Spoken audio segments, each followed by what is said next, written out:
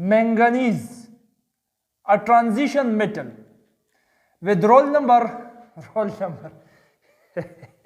यहां भी roll number घुसा दिया, सैकड़ों रोल नंबर्स कह कहकर इन्हें भी रोल नंबर्स दे दिया।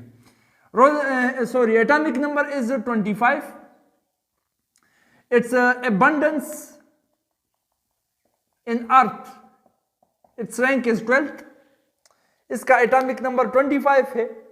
12वें नंबर पर ये है एबंडेंस पे, इस जमीन में, इस प्लेनेट में सबसे ज्यादा जो एलिमेंट्स पाए जा रहे हैं इनका एबंडेंस जितना है उनमें से 12वें नंबर पर मैंगनीज आता है। ठीक है, अब ये फ्री स्टेट में कहीं भी नहीं पाए जाते, there does not occur in free state, there is no free state. अलबत्ता इस प्लेनेट पर नहीं, ऊपर जो मेटियोराइट्स है शहाब साकिब, उन मेटियोराइट्स में अलबत्ता पाया जाता है फ्री स्टेट में, यहां पर फ्री स्टेट्स में नहीं है। यहां पर ये पाए जाते हैं कंबाइंड स्टेट में, और कंबाइंड स्टेट में ये मुख्तलिफ शक्लों में पाए जा सकते हैं। For example pyrolusite, rhodochrosite, Frank लिनाइट,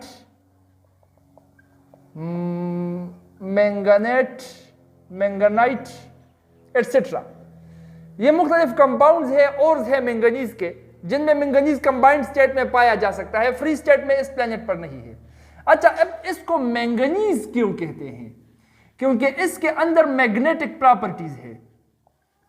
इसका सबसे जाना पहचाना और पायरालोजाइट, ये भी मैग्नेटिक प्रॉपर्टीज रखता है। मैग्नेटिक प्रॉपर्टीज मतलब मकनातीसी प्रॉपर्टीज। ठीक है, मैग्नेटिसी प्रॉपर्टीज इसके अंदर मौजूद है। इस मैग्नेटिक प्रॉपर्टीज की वजह से इस एलिमेंट को हम मैंगनीज नाम देते हैं, और ये मैग्नेटिक प्रॉपर्टीज इसके अंदर, this is due to unpaired electrons, इसके अंदर अनपेयर्ड इलेक्ट्रॉन बहुत ज्यादा है। बात समझ में आ रही है? उस अनपेयर्ड इलेक्ट्रॉन की वजह से इस की प्रॉपर्टीज वो मैग्नेटिक है, इसलिए हम इसको मैंगनीज नाम हमने इसको दे दिया। 1774 में गोटलीब नामी साइंटिस्ट ने इसको डिस्कवर किया। और फिजिकली अगर इसको देखो तो फिजिकली ये है सिल्वरी वाइट, एक ब्रिटल एलिमेंट है। तो ये है एक शॉर्ट इंट्रोडक्शन ऑफ मैंगनीज। इससे आप मैंगनीज को पहचान सकते हो। अगर किसी रास्ते में सामने आया तो ये सब पूछ लेना, अगर ये प्रॉपर्टीज निकली तो वो मैंगनीज होगा, नहीं निकली तो फिर झूठ बोल रहा है, मैंगनीज वो नहीं है। ठीक है, अच्छा अब बात करते हैं इसकी ऑक्सीडेशन स्टेट्स की। ऑक्सीडेशन स्टेट से पहले अगर हम इसकी आउटरमोस्ट इलेक्ट्रॉनिक कॉन्फ़िगरेशन देख ले तो वो हमें नजर आ जाएगा कि मैंगनीज की आउटरमोस्ट इलेक्ट्रॉनिक कॉन्फ़िगरेशन वो है 3d5 4s2। ठीक है, अब 3d5 ये दिखा रहा है कि इसके अंदर अनपेयर्ड इलेक्ट्रॉन की तादाद ज्यादा है, और इसीलिए इसकी प्रॉपर्टीज भी मैग्नेटिक है। अब इस अनपेयर्ड इलेक्ट्रॉन्स की ज्यादा तादाद की वजह से इसकी ऑक्सीडेशन स्टेट्स भी ज्यादा है, +2, +3, +4, +6, हत्ता कि +7 तक भी ये पहुंच सकता है। बाज कंपाउंड में ये +7 तक पहुंच गया है मैंगनीज। और इतनी वैरायटीज ऑफ ऑक्सीडेशन स्टेट्स इसकी इसलिए है कि इसके अंदर, नोट कर लो, वो अनपेयर्ड इलेक्ट्रॉन्स है। ठीक है, अच्छा अब कुछ एग्जांपल्स अगर देख ले कि ऑक्सीडेशन स्टेट्स ये किन किन कंपाउंड्स में ऑक्सीडेशन स्टेट्स ये पाए जा सकते हैं, तो MN2O7 -14 +14 डिवाइडेड बाय 2 = +7, इसमें इसकी ऑक्सीडेशन स्टेट +7 है। और हम कह सकते हैं कि MnO4 मैंगनेट आयन जो है उसमें भी +7 ऑक्सीडेशन स्टेट है। +6 वो हम पा सकते हैं MnO3 में, MnO3 जो कि H2MnO4 मैंगानिक एसिड के अंदर होता है, मैंगानिक एसिड। ठीक है, +4 वाले ऑक्सीडेशन स्टेट्स के जो कंपाउंड्स है जिसमें मैंगनीज का ऑक्सीडेशन स्टेट +4 है वो बहुत रेयर है, और उनमें सबसे फेमिलियर MnO2 है, मैंगनीज डाइऑक्साइड, -4 +4। ठीक, अच्छा +3 की अगर हम बात करें तो H2MnO4 2O4, इसमें भी मैंगनीज का ऑक्सीडेशन स्टेट वो +3 है। इसी तरह से SO4 होल 3 -2 तो -6 +6 डिवाइड बाई 2 +3, इसमें भी +3 ऑक्सीडेशन स्टेट है इसका। अच्छा, इसका सबसे स्टेबल ऑक्सीडेशन स्टेट मैंगनीज का वो +2 है। कंपाउंड्स के अंदर वो कंपाउंड्स मैंगनीज के ज्यादा स्टेबल होते हैं जिसमें मैंगनीज का ऑक्सीडेशन स्टेट वो +2 होता है, लिहाजा ये सबसे ज्यादा स्टेबल ऑक्सीडेशन स्टेट है मैंगनीज का। ये पाया जाता है MnO में, MnCl2 में, MnCO3 में manganese carbonate, MnSO4 manganese sulphate में। इन तमाम के तमाम में ऑक्सीडेशन स्टेट मैंगनीज का वो +2 है। तो manganese variety of oxidation states में पाया जा सकता है और मुख्तलिफ ऑक्सीडेशन स्टेट में होने की इसकी मेन वजह यह है कि इसके अंदर अनपेयर्ड इलेक्ट्रॉन्स है ज्यादा। ठीक है, यहां पर 3D5 में हम देख सकते हैं, उससे अंदाजा लगा सकते हैं। ये हुई मैंगनीज के ऑक्सीडेशन स्टेट्स की बात। अब बात करते हैं इसकी कुछ कंपाउंड्स और उनकी कैरेक्टरिस्टिक्स की। तो इसका सबसे मशहूर कंपाउंड वो है KMnO4, जिसको हम पोटेशियम मैंगनेट भी कहते हैं। किताब के अंदर आपका टॉपिक उसी पर है, पोटेशियम मैंगनेट, जिसमें ऑक्सीडेशन स्टेट इसका वो 7 है। ठीक है, अब ये potassium manganate this is used as oxidising agent. तो क्वेश्चन ये है कि किस तरह से potassium manganate behaves as oxidising agent, किस तरह से potassium manganate as oxidising agent behave करता है, काम करता है। अच्छा, इसकी एक्सप्लेनेशन वो सबसे पहले हम शुरू करेंगे इस पोटेशियम मैंगनेट की कलर से। KMnO4 -8 +1 तो इसका +7, ये ऑक्सीडेशन स्टेट रह गया। पोटेशियम मैंगनेट का कलर होता है पर्पल, जो कि मैंगनेट आयन की वजह से होता है, MnO4 की वजह से।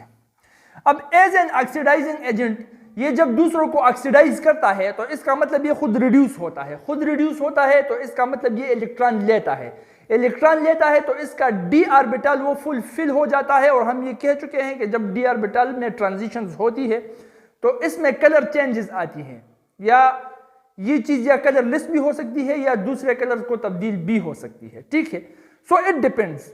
इसका पर्पल कलर उसमें चेंजेस आ सकते हैं। एज एन ऑक्सीडाइजिंग एजेंट जब ये काम करता है इसके पर्पल कलर में चेंजेस आ सकते हैं।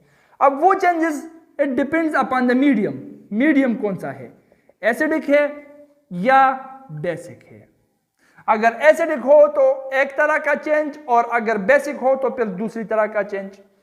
ज्यादातर एसिडिक मीडियम के अंदर ये पर्पल कलर गायब हो जाता है और ये चीज कलरलेस बन जाती है, क्योंकि इनमें फॉर्मेशन होता है Mn+2 इस आयन का, जिसमें d orbital is empty and we know that when the d orbital becomes empty there will be no color because there are no transitions of the electrons, no jumping of electrons taking place which is responsible for the colors. ठीक है, तो Mn2 plus acidic medium में ये बनाता है, therefore the color changes, the purple color disappears, वो colourless फेंट pink colour में तब्दील हो जाता है, हल्का सा गुलाबी, जिसको हम कलरलेस कह सकते हैं। ठीक है, और बेसिक में ये +6 ऑक्सीडेशन स्टेट और जा सकता है ये +4 ऑक्सीडेशन स्टेट्स में। तो +6 और +4 ऑक्सीडेशन स्टेट में ये फिर कलर्स बना सकता है। एक ग्रीन है, डार्क ग्रीन, और एक डार्क ब्राउन है। इस तरह के ये कलर्स बनाता है। ठीक है, तो मीडियम पर ये डिपेंड करता है कि ये अपना कलर किस तरह से चेंज करेगा, पर्पल से कलरलेस या डार्क ग्रीन डार्क ब्राउन की तरफ जाएगा। और इस चेंज से हमको ये पता लग सकता है कि पोटेशियम मैंगनेट की रिडक्शन हुई है, और जब इसकी रिडक्शन हुई है तो ये एज एन ऑक्सीडाइजिंग एजेंट इस्तेमाल हुआ है। अब एग्जाम्पल के तौर पर अगर कुछ रिएक्शंस हम लिख लेते हो, फॉर एग्जाम्पल एसिडिक मीडियम की अगर हम बात करें, E3 हम इसके साथ रिएक्ट कर लेते हैं एसिडिक मीडियम में E3। अच्छा, जब E3 रिएक्ट होता है पोटाशियम मैंगनेट के साथ, तो ये बनाता है 1,2-डायोल, जो कि दिखाता है कि ये 18 को ऑक्सीडाइज कर लिया है, इसने ऑक्सीजन ऐड कर चुका है 18 के साथ, potassium manganate. Potassium manganate is an oxidising agent. अब यही रिएक्शन पहले एसिडिक मीडियम में करा लेते हैं, 5 ठीक है, उसके साथ मैंगनेट आयन, उसके साथ वाटर और hydrogen ion. Hydrogen ion denotes the acidic solution, ठीक। अच्छा, अब जब रिएक्ट कर लेता है ये, दिस इज 6 हाइड्रोजन, तो ये बन जाता है CH2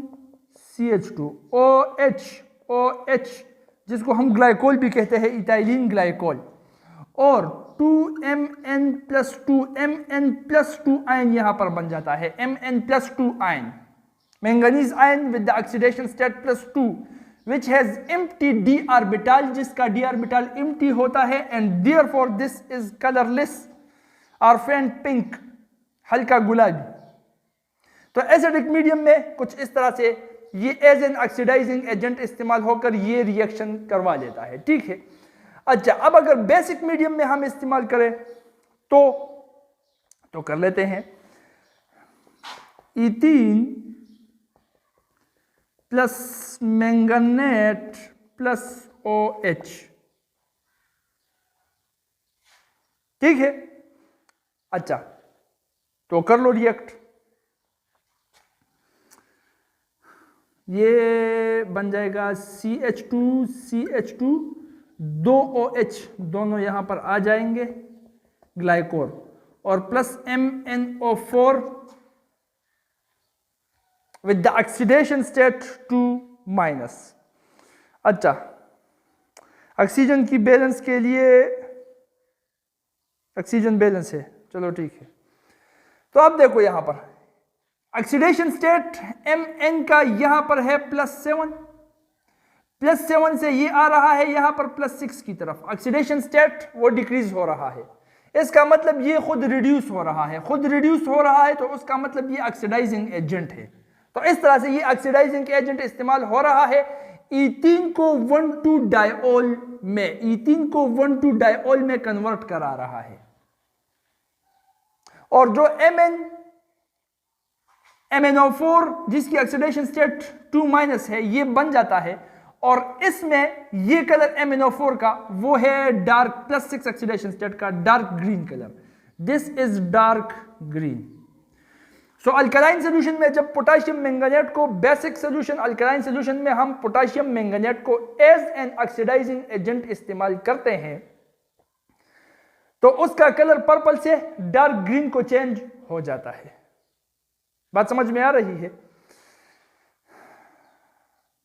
और इसी तरह से अगर ये इसका MnO4 का जो मैंगनेट आयन बन रहा है, उसमें मैंगनेट का ऑक्सीडेशन स्टेट वो +4 आ जाता है, मतलब यहां पर MnO4 की जगह MnO2 अगर आ गया, ऐसे भी रिएक्शंस हैं, ठीक है। तो MnO2 में अब +7 से ये +4 की तरफ आ रहा है, और Mn जहां पर ऑक्सीडेशन स्टेट +4 है, उसका कलर फिर डार्क ब्राउन होगा। इस कलर से हम अंदाजा लगा सकते हैं कि सोल्यूशन अल्कलाइन ये है, और पोटाशियम मैंगनेट वो रिड्यूस हुआ है, और दूसरे केमिकल स्पीशी को इसने ऑक्सीडाइज कर लिया है। बात ठीक है यहां पर? अच्छा, यही सेम पोटाशियम मैंगनेट को हम as an oxidising agent titrations में भी इस्तेमाल करते हैं। एन टाइट्रेशंस की मैं एक बार बात कर चुका हूं, फिर से सुन लो। What is titration? अगर हमारे पास एक सोल्यूशन है, उसकी कंसंट्रेशन अननोन है, हमें पता नहीं है कि इस सोल्यूशन की मोलरिटी क्या है, what is its molarity, what is its concentration, we don't know. So हम इसको मालूम करने के लिए किसी दूसरे सोल्यूशन का इस्तेमाल करते हैं। अब दूसरा सोल्यूशन लाकर हम इसमें डालते हैं, जब दूसरा सोल्यूशन इसमें डालते हैं, वो दूसरा सोल्यूशन उसकी मोलरिटी हमें नोन होगी, उसका कंसंट्रेशन वो हमें पता होगा। अब बैलेंस केमिकल इक्वेशन से हमें पता लगता है, डेटा हम हासिल कर लेते हैं। उस डेटा को मद्देनजर रखते हुए ये नॉन सोल्यूशन हमने कितना इस्तेमाल किया कि ये इस अननोन सोल्यूशन के साथ इक्विवेलेंट पॉइंट तक पहुंच गया, इक्वल हो गया। और इक्विवेलेंस पॉइंट को मालूम करने के लिए हम इंडिकेटर्स इस्तेमाल करते हैं जो कि कलर तब्दील करते हैं। कलर तब्दील करने पर हमें पता लगता है कि ये दोनों अब इक्विवेलेंट हो चुके हैं, इक्विवेलेंस पॉइंट पहुंच गया है। तो जब इक्विवेलेंस पॉइंट पहुंच गया तो ये कितना इस्तेमाल हुआ, उतना ये भी इस्तेमाल हुआ है। बैलेंस केमिकल इक्वेशन से हम अंदाजा पर लगा सकते हैं कि इसकी मोलरिटी इतनी है तो इसकी कितनी होगी, वो कैलकुलेशन हम कर सकते हैं। इसको हम कहते हैं टाइट्रेशंस, ठीक है। अच्छा, अब मान लो हमारे पास फीरियम का एक सोल्यूशन है जिसमें फीरियम आयंस है, ठीक है। अब फीरियम आयंस के सॉल्यूशन की कंसंट्रेशन को मालूम करने के लिए, मतलब इसकी टाइट्रेशन करने के लिए हम पोटेशियम मैंगनेट को इस्तेमाल कर लेते हैं। पोटेशियम मैंगनेट, उसकी कंसंट्रेशन हमको वो पहले से ही मालूम होती है, नोन होती है।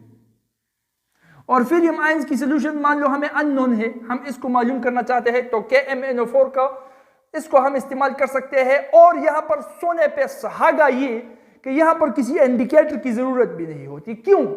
क्योंकि ये पोटेशियम मैंगनेट जो है हमें पता है कि ये खुद कलर चेंज करता है, ये हाजी साहब खुद कलर चेंज कर लेता है।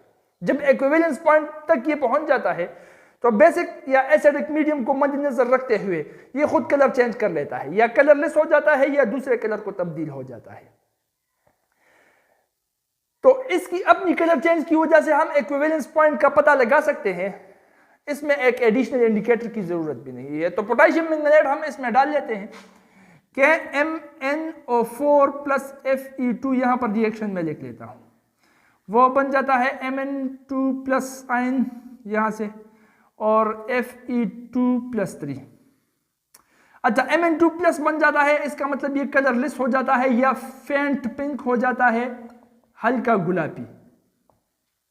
जब भी ये सॉल्यूशन इसका KMnO4 का खुद के पर्पल का कलर वो फेंट पिंक या कलरलेस हो जाता है, इसका मतलब इक्विवेलेंस पॉइंट पहुंच गया है। बैलेंस केमिकल इक्वेशन से हमें पता लग रहा है कि जितने मैंगनीज इस्तेमाल हो रहे हैं उतने ही फीरियम भी इस्तेमाल हो रहे हैं। इसका भी 1 मोल, इसका भी 1 मोल। अगर आप KMnO4 डाल रहे हो और वो जाकर 4 मोल्स का मिकदार जब आपने डाल दिया यहां पर तो वो कलरलेस हो गया, तो इसका मतलब ये सोल्यूशन भी 4 मोल ही है। ये है टाइट्रेशन। सो मेन मकसद हमारा यहां पर टाइट्रेशन को एक्सप्लेन करना नहीं है, पोटेशियम मैंगनेट में मैंगनीज की प्रॉपर्टीज को स्टडी करना है कि इसका ये कंपाउंड, मैंगनीज का ये कंपाउंड KMnO4 को हम एज एन ऑक्सीडाइजिंग एजेंट इस्तेमाल कर सकते हैं और उससे हम